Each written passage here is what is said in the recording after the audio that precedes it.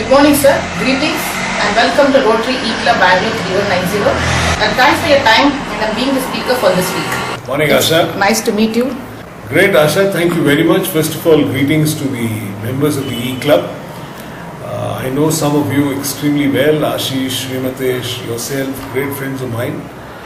KP, Pradeep. And therefore, it's nice to be here to talk to you people. Thank you, sir. Okay, sir. I have a few questions for you. Sure. Why did you get into training? That's my first question. And what made you choose training as a profession? Because I heard you were in advertisement earlier. That's right. So, what made you move into this? Well, I have been in the business of advertising for a long time. And 20 plus years actually. And I worked in Mumbai, Hyderabad, Delhi. I worked on some great brands. I had the opportunity of me and my team working on some fantastic brands, some very successful brands. Brands like ICICI Bank, brands like Bank of Baroda, brands like Zanduban. That was much before the Mundi made it extremely famous. And after spending a considerable amount of time in advertising, building brands, at some point of time I thought it was a good idea to get involved in the business of building people. And my second question is training a must? What age should we start training? Do you think that there is some age limit for that? Well, training is a must. I mean, sometimes I'm asked this question saying, is training something that you need to do and how often do you need to do? And I keep saying people, well, if you have a bath every day, if you want to eat breakfast every day, the same thing about learning. More than training, I think it's a question of being a learner. You need to be a lifelong learner. You need to adopt learning as a thought process for the whole of your life. Because I keep joking with people saying, the day you think that you know everything there is to know about anything, then contact me and I'll send you God's SMS number. And you can send him an SMS saying, alright, beam me up, there's nothing left on this earth for me to live for. So, learning is something that you actually get into on a lifelong basis.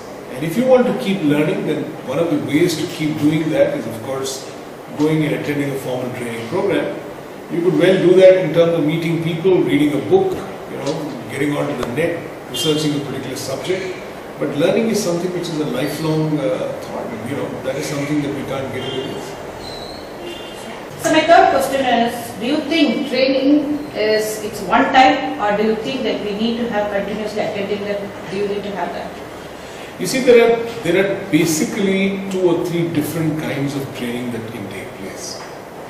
One is, of course, an intervention. See, training really is in 3 broad areas. One is in the area of knowledge. Okay, and therefore, knowledge would mean that you need to learn something new about a new subject. So you go and learn about a particular subject. It could be you want to learn about Excel, you want to learn how to use PowerPoint, you want to learn, some new subject completely. The second aspect of training is in the area of skills. You've been promoted or you've just moved up in terms of your job, you now need to learn how to negotiate, so you need negotiation skills, or you need presentation skills, or you need communication skills. That's the second part of training. And the third is the business of attitude. Okay?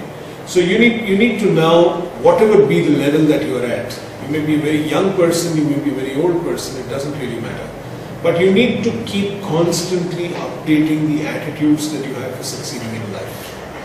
So you really have all these 3 different kind of buckets. You have the knowledge bucket, the skill bucket, and the attitude bucket. Now what happens when you get into the knowledge bucket is that you need to keep upgrading your knowledge all the time. Okay, skills is something that you need to keep upgrading all the time. Now what happens with knowledge and skills is that you can actually go and attend a 1-day or a 2-day program or a 3-day program or a 3-month program and things like that, and pick up the knowledge that you want, the skills that you want.